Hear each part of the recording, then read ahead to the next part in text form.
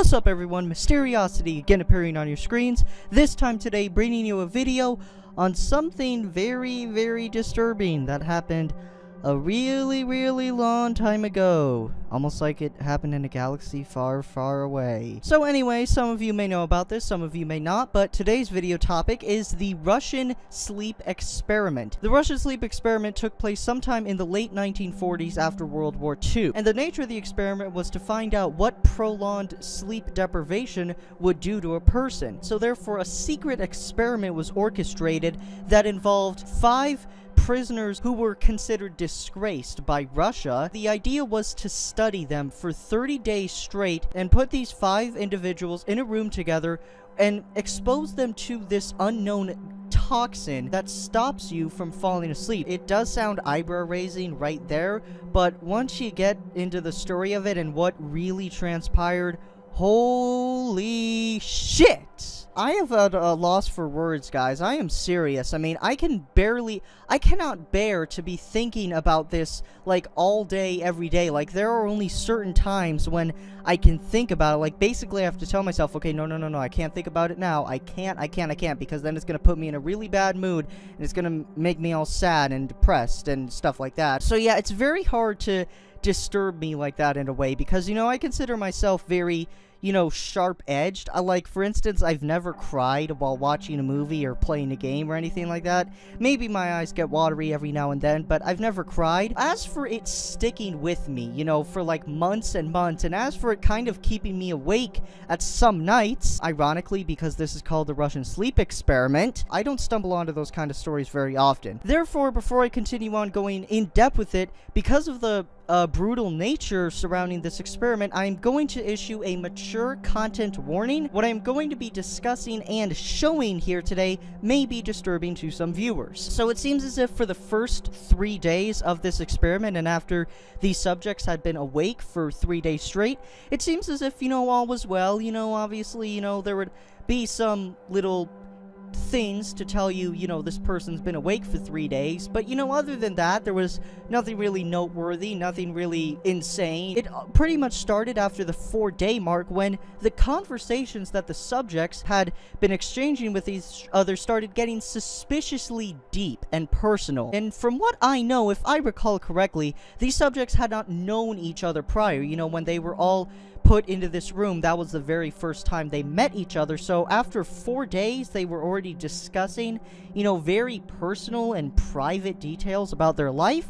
So that's, you know, a little bit head scratching. Anyway, 5 days pass, and then the subjects start to get very whiny and complainy, and you know, they start to show paranoia, like they're really scared, and they start to really question why they're here and, you know, what happened to put them here. Anyway, 9 days passed. Yes, 9 days with no sleep. And one of them all of a sudden starts screaming for absolutely no reason. Just starts screaming, running around in circles, acting like the freaking Roadrunner, as if he was just, you know, contained in this one room. And non-stop, not even for a moment, not even for like a second to take a breather, he continued to scream for over 3 hours, and then he continued after that. However, you know, he had kind of lost his voice, and then he was only producing squeaks, and the other 4 prisoners seemingly did not react to it, like they just did not care. They're all together in this very small space, and, you know, there's a guy running around screaming his head off non-stop for 3 hours.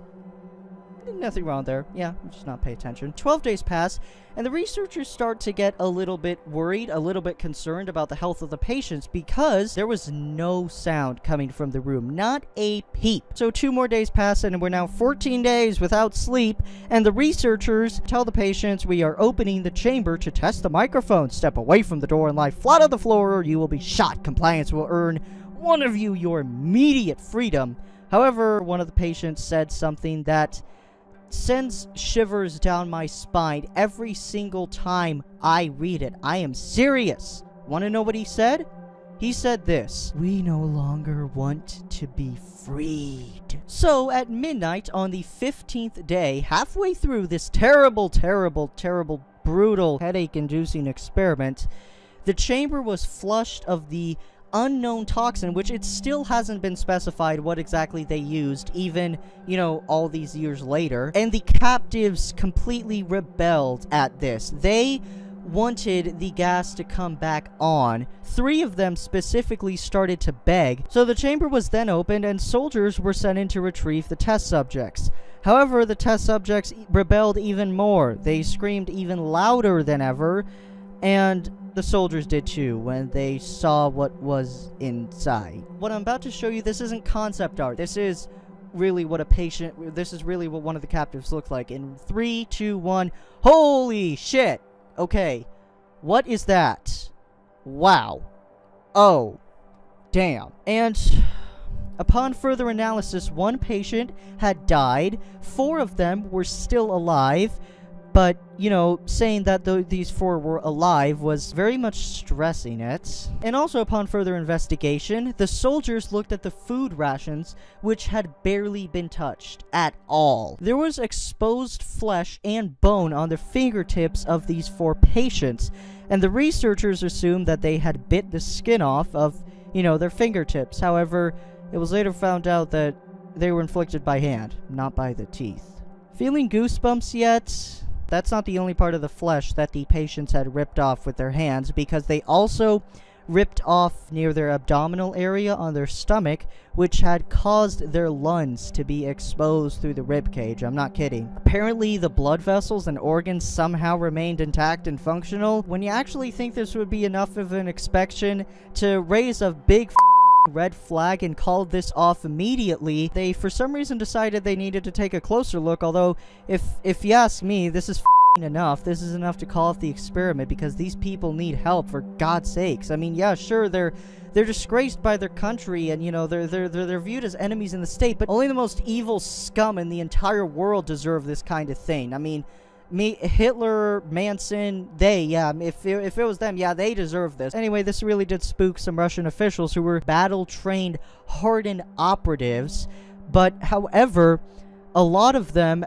refused to return to the chamber to extract the test subjects and, you know, do something with them. The test subjects fighting back had actually caused the death of one of the soldiers who were trying to extract the patients.